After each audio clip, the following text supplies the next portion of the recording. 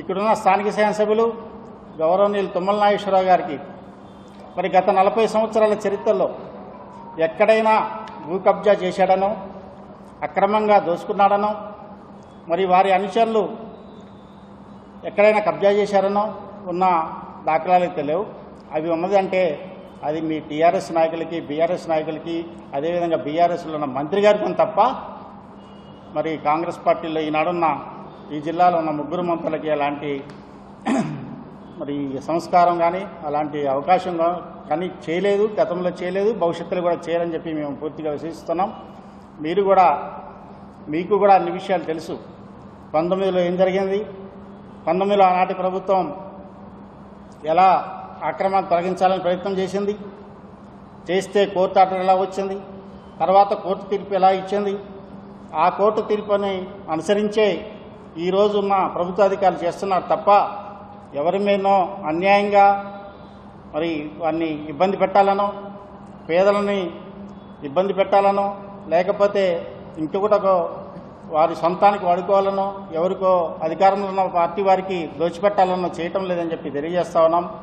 మీరు కూడా ఒక్కసారి ఎలాగో నిన్న ఈరోజు విషయాలన్నీ మీ అందరికీ తెలిసిన విధంగా మీకు కూడా మరి ఆ స్పాట్లోకి పోయారు కాబట్టి అక్కడ 10 మందికి మాత్రమే కోర్టు స్టేటస్కు ఆర్డర్ ఇచ్చింది. ఆ 10 మంది జోలికి పోలేదు. ఎవరికైతే అలాంటి ఆర్డర్ లేదో, అక్రమంగా నిర్మించారో, మోసపోయారో వారిని మాత్రం తొలగించి వారిని కూడా ఇబ్బంది పెట్టకుండా సురక్షిత ప్రాంతాలకు తరలించి వారికి ఎలాంటి ఇబ్బంది, ఎలాంటి నష్టం కలగకుండా వారి సంబంధించిన సామాన్లు కానీ, వారికి సంబంధించిన ఏ ఇతర వస్తువులను కానీ జాగ్రత్తగా తీసి మరి ఈరోజు ప్రభుత్వం అండదండగా ఉంది తప్ప వారిని అణిచివేసే ధోరణిలో లేవు. మేము ప్రభుత్వం కూడా లేదు, అదేవిధంగా అధికార పార్టీగా కాంగ్రెస్ పార్టీ కూడా లేదని తెలియజేస్తా ఉన్నాం. గతంలో మీ అందరికీ కూడా తెలుసు, 2019లో కూడా ఆనాటి ప్రభుత్వం ఈ భూదాన్ భూముల్ని ఖాళీ చేయించి ప్రభుత్వ పరంగా అనేక మరి ప్రభుత్వం సంబంధించిన కట్టడాలు కట్టించాలని చెప్పి ఖాళీ చేయించాలని ఆనాడు కూడా ప్రభుత్వం ప్రయత్నం చేసింది. కానీ ఆ రోజు కోర్టు ద్వారా రెవెన్యూ వాళ్ళకి అధికారం లేదని చెప్పి కోర్టు ఇవ్వడంతో వాళ్ళు వెనక్కి తగిన మాట వాస్తవం.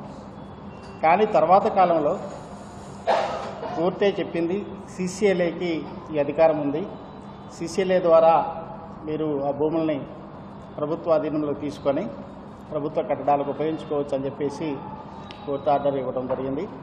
దాని ప్రకారమే నిన్న ఖమ్మం జిల్లా కలెక్టర్ గారు, అదేవిధంగా యంత్రాంగం కూడా ఆ భూముల మీద ఎవరైతే అక్రమంగా స్థలాలు పొంది నిర్మాణాలు చేపట్టారో వాటిని అన్నీ కూడా ఖాళీ చేయించడం కోసం ప్రయత్నం చేసి మరి చేయటం జరుగుతూ ఉంది. ఇలాంటి తరుణంలో మరి ప్రతిపక్షాలు దాన్ని రాద్ధాంతం చేసి ఇదేదో ఒక వ్యక్తిగా తుమ్మల నాగేశ్వరరావు గారు లేకపోతే వారికి సంబంధించిన వాళ్ళు చేయించినట్టుగా చిత్రీకరించడం నిజంగా దారుణం.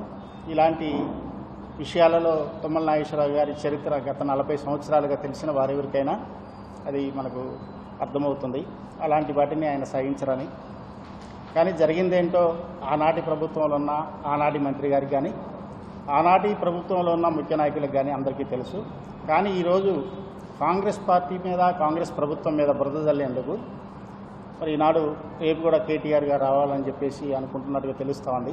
కేటీఆర్ గారు కూడా చెప్తా ఉన్నాం, మీరు చేసిన ప్రయత్నమే, మీరు సఫలీకృతం కాలేదు ఆనాటి కోర్టు ఆర్డర్ ప్రకారం. కానీ ఈరోజు కోర్టు ఆర్డర్ ప్రకారం సీసీఎల్ఐకు ఆ అధికారం ఉంది కాబట్టి ఈనాడు ప్రభుత్వం అది కూడా ఎవరి సొంతానికో, మంత్రి గారికో, తుమ్మల గారికో, లేకపోతే ఆ అనుచరులకో కట్టబెట్టడానికి కాదని చెప్పి తెలియజేస్తా ఉన్నాం. అది తప్పకుండా ప్రభుత్వ కట్టడాల కోసం, ప్రభుత్వ అవసరాల కోసం ఉపయోగించుకుంటుందని చెప్పి తెలియజేస్తా ఉన్నాం. అన్ని విషయాలు తెలిసిన మీరు ఇక్కడ నాయకులు చెప్పిన మాటలు విని ఈరోజు మీరు ఖమ్మం వచ్చి అబాస్పాలు కావద్దని కూడా మేము చెప్తా ఉన్నాం. గత చరిత్ర తెలుసుకోండి. 2019లో ఏం జరిగింది, తర్వాత కోర్టు ఆర్డర్లు ఏమొచ్చాయి, తర్వాత ప్రభుత్వానికి వచ్చిన అధికారాలు ఏంటి, మరి ఆ ప్రభుత్వ భూమిని ప్రభుత్వం ఎలా ఉపయోగించుకోవాలో మీకు తెలిసిన వ్యక్తులుగా మీరు ఈరోజు ఖమ్మం వచ్చి మీ కింద నాయకులు చెప్పిన మాటలు విని ఇక్కడ రావడం అనేది కరెక్ట్ కాదని తెలియజేస్తా ఉన్నాం. తుమ్మల నాగేశ్వరరావు గారి చరిత్ర తెలిసిన వాళ్ళు కానీ, తుమ్మల నాగేశ్వరరావు గారి వ్యక్తిత్వం తెలిసిన వాళ్ళు కానీ ఇలాంటి వాటిని ఆయన సహించరని, వారు అనుయాయులు కూడా ఎవరైనా ఇలాంటి తప్పు చేస్తే తను దగ్గరికి కూడా రానివ్వరని చెప్పి కూడా ఈ జిల్లా ప్రజలందరికీ తెలుసు. కానీ మీ ప్రభుత్వంలో ఒక మంత్రిగా ఉన్నప్పుడు అదే ప్రభుత్వ భూమిని సుమారుగా 1000 గజాల స్థలాన్ని మరి జీవో నెంబర్ 59 ప్రకారం ప్రభుత్వ భూమిని మీరు స్వాధీనం చేసుకొని తను ఆక్రమించుకున్న విషయం ఖమ్మం జిల్లా ప్రజలందరికీ కూడా తెలుసు. కానీ అలాంటి తప్పులు ఈ ప్రభుత్వంలో ఏ వ్యక్తి కానీ ఏ మంత్రి కానీ చేయడం అనేది ఈ జిల్లా ప్రజలందరికీ కూడా తెలుసు. అలాంటి సమయంలో మీరు దీన్ని రాద్ధాంతం చేయడం కరెక్ట్ కాదని చెప్పి తెలియజేయడం కోసమే మరి అన్ని ఆధారాలతో అన్ని డాక్యుమెంట్లు కూడా మీకు ఇవ్వడం జరుగుతుంది. అదేవిధంగా అక్కడ ఎవరైతే 10 మంది న్యాయంగా కోర్టు ద్వారా అనుమతి పొందారో వాళ్ళకి ఎక్కడ కూడా హాని చేయకుండా, వాళ్ళ జోలికి పోకుండా, ఎవరికైతే అనుమతి లేకుండా కట్టడాలు కట్టారో వారిని మాత్రమే ఖాళీ చేయించడం జరిగింది. అయినప్పటికీ దాంట్లో కూడా ఎవరైనా మరి న్యాయంగా ఇల్లు లేని వారు కానీ స్థలం లేని వారు కానీ ఉంటే ప్రభుత్వం అండదండగా ఉంటుంది. ప్రభుత్వ స్థలాల్లో కానీ అదేవిధంగా లేదంటే డబుల్ బెడ్రూమ్ ఇల్లు కానీ ఇవ్వడం జరుగుతుంది. పేదలను ఎప్పుడూ కూడా హక్కును చేర్చుకునే పార్టీ ఒక కాంగ్రెస్ పార్టీయే. ఆనాడు 10 సంవత్సరాల్లో మీరు ఒక్కరికి కూడా డబుల్ బెడ్రూమ్ ఇవ్వలేని పరిస్థితి, ఒక్కరికి కూడా రేషన్ కార్డు ఇవ్వని పరిస్థితి. ఈనాటి ప్రభుత్వం ఇందిరమ్మ ఇళ్ల పేరుతో ప్రతి గ్రామంలో పేదలందరికీ కూడా ఇల్లు కట్టిస్తున్న పరిస్థితి మనం చూస్తూ ఉన్నాం. ఇప్పుడు కూడా చెప్తా ఉన్నాం, దాంట్లో ఎవరైనా అర్హులుంటే, ఇల్లు లేని వారు ఉంటే తప్పకుండా ప్రభుత్వ పరంగా వారికి సహాయం చేస్తాం.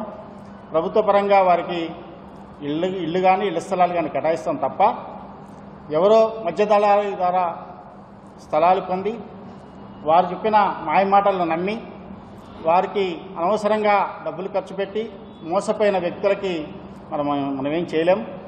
ఇప్పటికైనా పేదలు కూడా ఆలోచించాలి.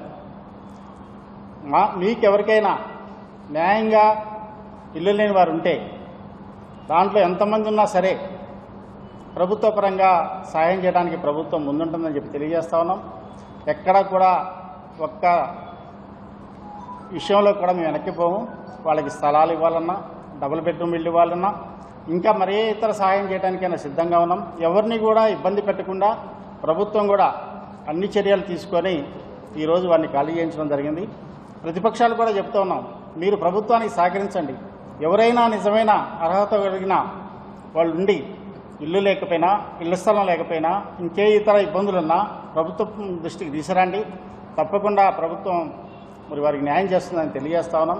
అంతేగాని ఇదొక సాకుగా చూపించి ప్రభుత్వం మీద బురద చల్లాలని, ప్రభుత్వం ఏదో పేదలకి మరి వ్యతిరేకంగా పనిచేస్తుందని, పేదల పట్ల వ్యతిరేకంగా పోలీసులతో అణిచివేస్తుందని ఇలాంటి మాటలు చెప్పి మరి ప్రజల్ని రెచ్చగొట్టదని చెప్పి కూడా మేము వారికి చెప్తా ఉన్నాం. మీరు ప్రతిపక్షాలుగా బాధ్యతగా ప్రభుత్వమైన ఖరీదైన భూమిని ప్రభుత్వ అవసరాలకే ఉపయోగిస్తుంది తప్ప వ్యక్తిగతంగా మరి ఏ మంత్రి గారు కానీ లేదు అధికార పార్టీలో ఉన్న ఏ వ్యక్తి కానీ ఆ ప్రభుత్వ భూమిని ఎక్కడా వాడుకోం. మీ ప్రభుత్వంలో జరిగిన విధంగా మరి ఆనాటి మంత్రి కానీ ఆనాటి టీఆర్ఎస్ నాయకులు కానీ అనేక మంది ప్రభుత్వ భూములు ఆక్రమించుకొని మరి కబ్జా చేసి మరి వారు చేసినట్టు విధంగా కాంగ్రెస్ పార్టీ కానీ కాంగ్రెస్ పార్టీ నాయకులు కానీ కాంగ్రెస్ పార్టీ మంత్రులు కానీ చేయరని చెప్పి తెలియజేస్తా ఉన్నాం. ఇప్పటికైనా నిజాలు తెలుసుకోండి. ఇంకొకటి ఏంటంటే స్థానికంగా వ్యక్తులకి ఎక్కడ ఏ గ్రామంలోనైనా, అది వేరే మండలాలైనా వేరే జిల్లాలైనా, ఏ జిల్లాలో అక్కడి ప్రభుత్వం కానీ అక్కడ ప్రభుత్వ అధికారులు కానీ అక్కడ నాయకులు కానీ అక్కడ స్థానిక ఎమ్మెల్యేలు కానీ పేదల పట్ల అనేక రకాల స్కీములు పెట్టి ఇళ్ల స్థలాలు ఇస్తున్న సందర్భంలో మరి దూర ప్రాంతాల నుంచి వారిని మధ్యదళారీలు నమ్మించి మోసం చేసి డబ్బులు లాక్కొని ఖమ్మంలో మీకు ఇళ్ల స్థలం ఇప్పిస్తామంటే తీసుకొచ్చి వారిని మోసం చేయడం అనేది జరుగుతూ ఉంది. దానికి ఉదాహరణే చాలా కేసులు వాళ్ళ మీద పెట్టడం ఈరోజు చూస్తూ ఉన్నాం. ఎవరైతే మోసం చేసి సుదూర ప్రాంతాల నుంచి తీసుకొచ్చి మీ ఖమ్మంలో ఇళ్ల స్థలం ఇప్పిస్తామని చెప్పి వేల రూపాయలు మరి తీసుకొని ఈరోజు మోసం చేసిన విషయాన్ని అదే పేదలు ఈరోజు మరి పోలీస్ స్టేషన్లో కేసులు పెడతా ఉన్నారు. అంటే దీన్ని బట్టి దళారులు చేసే మోసానికి బలైన పేదలకి న్యాయం చేయడానికి ప్రభుత్వం అండగా ఉంటుంది తప్ప ఈ ప్రభుత్వ భూమిని ఎవరి కోసమో ఎవరి స్వార్థం కోసమో మరి ఇలాంటి మరి ప్రభుత్వం తీసుకోలేదని చెప్పి తెలియజేస్తా ఉన్నాం. మేము ప్రతిపక్షాలు కూడా విజ్ఞప్తి చేస్తా ఉన్నాం. ఇక్కడ ఏ పార్టీ అయినా సరే దాంట్లో నిజమైన పేదలు ఉంటే ప్రభుత్వం సాయం చేయడానికి సిద్ధంగా ఉంది. అదేవిధంగా ప్రభుత్వ భూమిని కూడా ప్రభుత్వ పరంగా చేసే నిర్మాణాలకు మాత్రమే ఉపయోగిస్తుంది తప్ప ఏ వ్యక్తులకు ఏ సంస్థలకు దారాదత్తం చేయదని కూడా తెలియజేస్తా ఉన్నాం. అంతే కాకుండా